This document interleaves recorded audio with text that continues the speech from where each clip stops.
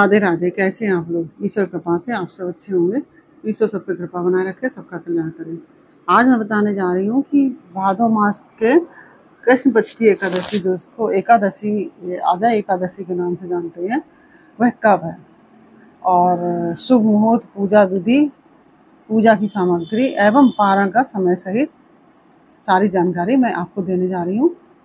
आप हमारे साथ बने रहिए पूरे वीडियो में, तो जिससे कि आपकी कोई जानकारी कहीं छूट ना जाए। और यदि वीडियो पसंद आए तो आप प्लीज़ लाइक एवं शेयर अवश्य करें, जिससे कि और भी लोगों को जानकारी प्राप्त हो सके। तो हमारे सनातन धर्म में एकादशी व्रत भगवान विष्णु को समर्पित है। हिंदू धर्म में जितने भी जो व्रत होते हैं तमाम, तो लेकिन जो एकादशी का जो व्रत है वह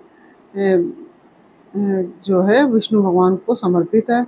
जैसे प्रदोष का व्रत शंकर जी को समर्पित है, ऐसी हर व्रत, जैसे नवरात्रि का माता को समर्पित है, ऐसी एकादशी का व्रत विष्णु भगवान को समर्पित है। मान्यता है कि इस व्रत के पूर्ण प्रभाव से जो व्रती होता है उसको पापों से मुक्ति मिलती है और अंत में मोक्ष की भी प्राप्ति होती है। तो आइए जानते हैं कि 2024 में एकादशी जो है वह कब है। तो हर साल जैसा कि एकादशी 24 एकादशी पड़ती है, और जब जो अधिक मास पड़ता है तो वो एकादशी 2 और बढ़ जाती है, तो 26 एकादशी हो जाती है।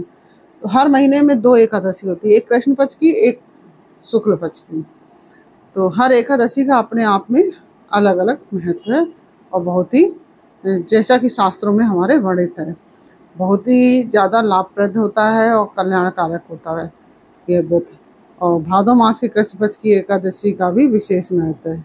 जैसे हर एकादशी का महत्व है, ऐसी भादो मास की जो कृष्ण पक्ष की एकादशी है उसका भी एक अलग महत्व है। भादो मास की जो ये एकादशी है इसको अजा एकादशी के नाम से जानते हैं हम सब लोग। मान्यता है कि इस एकादशी को करने से सभी पापों से जातक को मुक्ति मिल जाती है, जिससे इसके साथ ही मोक्ष की भी प्राप्ति होती है। एकादशी व्रत जो है समाप्त करने से पहले करने को, जैसे व्रत हम करते हैं तो उसको जब समाप्त करते हैं तो उसको हम पारण का समय बोलते हैं, तो वह पारण कहा जाता है। और एकादशी का व्रत अगले दिन सूर्योदय के बाद व्रत पारण किया जाता है। लेकिन अगर मान लीजिए कभी कभी त्रयोदशी तिथि लग रही होती है तो पारण उसके पहले ही कर लिया जाता है। त्रयोदशी तिथि में तो पारण नहीं किया जाता, उसके लगने से पहले ही कर लिया जाता है। तो अभी मैं आपको पारण का समय भी बताऊंगी।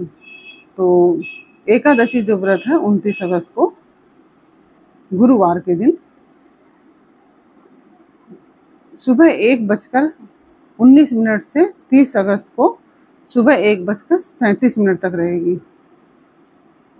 तो अजा एकादशी जो है 29 अगस्त को ही रहा जाएगा, क्योंकि द्वादशी वेदी एकादशी रही जाती है। तो इसलिए एकादशी जो व्रत है वह गुरुवार को रखा जाएगा 29 अगस्त को। और पारण का समय है, अजा एकादशी व्रत का पारण होगा 30 अगस्त को। व्रत का पारण होगा सुबह 7:49 पर 49 पर से लेकर 8:31 तक पारण का समय है। 7:49 से लेकर 8:31 तक पारण का समय रहेगा। और पारण तिथि के दिन हरिवासर समाप्त होने का समय सुबह 7:49 है। तो इसलिए आप सब 7:49 से लेकर 8:31 तक व्रत का पारण कीजिए। और कहा जाता है कि हरिवासर के दौरान एकादशी का व्रत नहीं खोला जाता है। एकादशी जो व्रत है वो पारण हरिवासर के दौरान नहीं करना चाहिए। जो भक्त एकादशी व्रत करते हैं उन्हें एकादशी खोलने के लिए पहले हरिवासर के समाप्त होने का इंतजार करना चाहिए। और हरिवासर द्वादशी तिथि की जो पहली 1/4 की अवधि होती है, द्वादशी तिथि की जो पहली 1/4 की अवधि होती है, वह व्रत पारण के लिए सबसे उत्तम समय सुबह का होता है। तो एकादशी के दिन यह शुभ मुहूर्त बन रहे हैं। ब्रह्म मुहूर्त है 4:27 सुबह 4:27 से 5:12 तक। और अभिजीत मुहूर्त है, विजय मुहूर्त है, गोधूली मुहूर्त है। इस तरह से तमाम मुहूर्त हैं। सर्वसिद्धि योग भी है। तो ये मैंने आपको पारण का समय भी बता दिया, एकादशी का भी यह भी बता दिया, और शुभ मुहूर्त भी बता दिया। पूजा की विधि है कि सुबह आप स्नान आदि करने के पश्चात भगवान का जो एकादशी के व्रत का संकल्प लें और उसके पश्चात व्रत प्रारंभ करें। और व्रत में कभी भी अन्न नहीं खाया जाता है। एकादशी के व्रत हमेशा फलाहार रहा जाता है। और भगवान जो विष्णु भगवान है तो उनको तुलसी दल अवश्य चढ़ाएं एकादशी के दिन। और वैसे भी प्रतिदिन चढ़ाना चाहिए, लेकिन एकादशी को तुलसी दल अवश्य चढ़ाएं।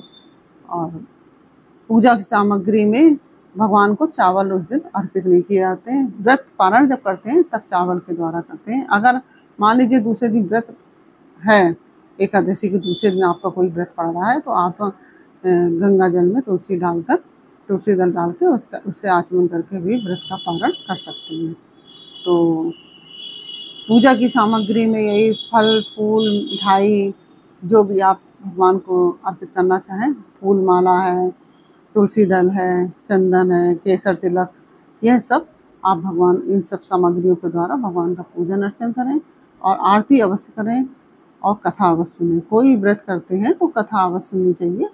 और आरती हम इसलिए करते हैं कोई भी पूजा अनुष्ठान के बाद अंत में, जिससे कि मान लीजिए पूजा में कोई त्रुटि हो गई हो तो उसका क्षमा याचना हो जाती है।